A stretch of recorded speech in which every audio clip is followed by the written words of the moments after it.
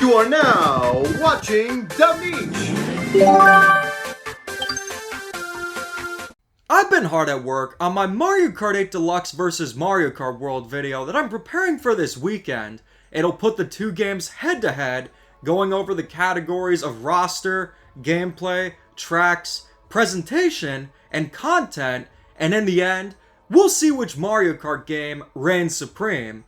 I thought I was pretty much done with the recording for the video, but as it turns out, Nintendo dropped a major bombshell about Mario Kart World that completely changes the online, and it actually makes Mario Kart World even worse. So what exactly is going on?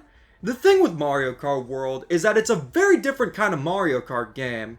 Ever since Mario Kart 64, Mario Kart games have retained basically the same core formula. You see refinements of it here and there. Sometimes there are major new gimmicks added. Taking a look at Mario Kart Double Dash, you have the double carts mechanic, which I would love to see return one day. Then you look at something like Mario Kart Wii, which included the bikes. Mario Kart 7 introduced the gliding in underwater sections, and Mario Kart 8 introduced the anti-gravity, and Mario Kart Tour introduced loot boxes, which are yucky. But the thing is, the core formula for Mario Kart has remained the same for decades. But with Mario Kart World, it's a very different kind of experience because it is an open world Mario Kart game. The only Mario Kart games I can think of that feel radically different are Super Mario Kart, because that game just hasn't aged that well, and Mario Kart 64 essentially refined the formula for the series, and the Mario Kart Arcade Grand Prix games. Now with those, what makes them different is that they have hundreds of items, and they're also designed for arcades, so the track layouts aren't as sophisticated, but man, I still love those games. I've been vouching for the Mario Kart Arcade Grand Prix games to be put on a console ever since the Wii U, and considering we have Nintendo Classics GameCube on the Nintendo Switch too, they could definitely put the first two on there. They're running on a modified GameCube being Triforce. It's not the same system, but still, I really want to see it. You know what I really don't want to see though? More pathways. There are two polarizing aspects of Mario Kart World. The first is how you unlock the enemy characters. What you have to do is get hit by the Kamek item. Yes, you have to get hit by an item and hope that you get transformed into a character you don't have. I've played Mario Kart World for over 75 hours now, and I'm still missing two of the enemy characters being Fishbones and Swoop. The fact of the matter is, it's all luck based with no skill involved whatsoever, and it is horrible game design. This is a major problem Nintendo needs to address, but the thing is, playing as Fishbones or not, it's not going to change up much of the actual gameplay. What will though, are the pathways. Considering Mario Kart World is open world where all the tracks are interconnected, the way Nintendo achieved this is by including pathways in between tracks. You'll be driving on these to essentially commute to the next track. The way they work is like this. In the Grand Prix, you'll be playing a standard 3-lap track the first round, and then the next 3 rounds, they consist of mostly these pathways, with the actual track being at the very end. That means that the actual tracks, you play them and boom, blink and they're gone. You won't really get a good impression of them unless you play the actual tracks in the versus mode. But with these pathways, you might be thinking, well, they still could be fun, they might be well designed. But the thing is, here's the principle for Mario Kart World. The most interesting pathways are not as interesting as the most uninteresting tracks. You ever heard the saying that the loudest cat is still quieter than the quietest dog? It's kind of like that. In theory, these pathways would have been a good idea. We've seen interconnected Mario Kart tracks work wonders before. Take a look at something like Mount Wario. That is one big track, and every segment has so much love and care put into it.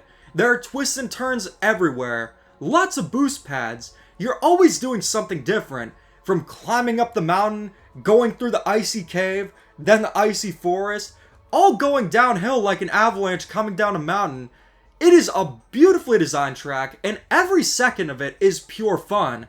But I was playing the pathways yesterday to get some footage, and I was thinking to myself, man, this sure is fun, isn't it? Sarcastically, of course. Because yes, a lot of these pathways are just straight lines in between tracks with not much going on. There are obstacles such as cars, but they're very easy to dodge. You'll also see obstacles like enemies, but again, they're pretty easy to dodge. When Mario Kart World first released, I saw a lot of people saying that the pathways were fun, and when you first play them, they might be. It's kind of like when you start a new job. At first, it's interesting, it's something new, but by the 5th day, the cracks start to show. It gets monotonous, and then by the end, you'll want to get banana bread and smash it into your boss's face! And the pathways are a big problem in Mario Kart World, because when you go online, that's the way that Nintendo really wants you to play. They really want you to play with these pathways on. And for most Mario Kart players, we just want to play the actual tracks, because that's where the fun is. But nope, Nintendo is like, you don't want to play the regular tracks, do ya? You want the straight line pathways instead. And that is precisely what they did with their latest update. What they did is, with the random option, before, by selecting random, you would guarantee a regular track. But now, the random option includes the pathways. So if you're playing Mario Kart World online with strangers in a worldwide lobby, you are mostly going to be playing these pathway tracks. And considering that in a lot of these online lobbies, everyone was just selecting random because they actually wanted to play the regular tracks, it is going to harm the online aspect of this game a lot. And that is a really bad thing.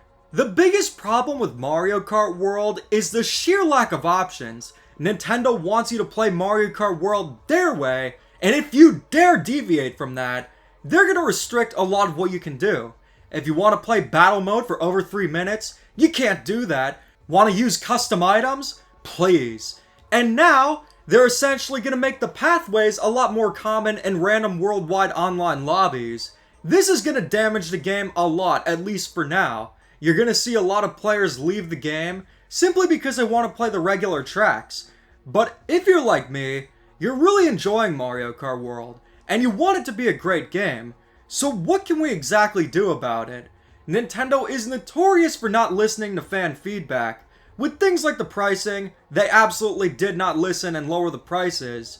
I mean, they could. We still don't know the long-term effects of $80 games since everyone's buying Mario Kart World with the bundle. But the thing is, sometimes they do listen to fan feedback. Remember when Super Mario Maker 2 was announced to have online multiplayer, but you couldn't play it online with your friends and only in random lobbies? There was a ton of outrage about that, and because of it, Nintendo listened to the fans and included online multiplayer with friends in an update following a few months later. It should have been their day one, but the thing is, they did listen. So make sure to just comment on Nintendo's posts, whether it's YouTube, Twitter, Instagram, how you're feeling about what they did with the online. Just let them know. We want to play the actual regular tracks. We don't want to play with the forced pathways, because really, all the fun is with the actual tracks. We'll have to wait and see if there's an outcome due to the outrage, but for now, it really seems that Nintendo does not want you to stop playing Mario Kart 8 Deluxe if you want regular tracks. Special shout out to Mevins2001, Glitzy Terror, Remu, Paper Brothers, Cullen Wickham, Marcus TZB, Generic Russ Soshi, The Yoshi, Fazfan07, and Ultra Bomber 64 for being such awesome channel members. If you join channel memberships, you'll get a shout out at the end of the video too. So what do you guys think? Let me know in the comments and keep calm and dada on.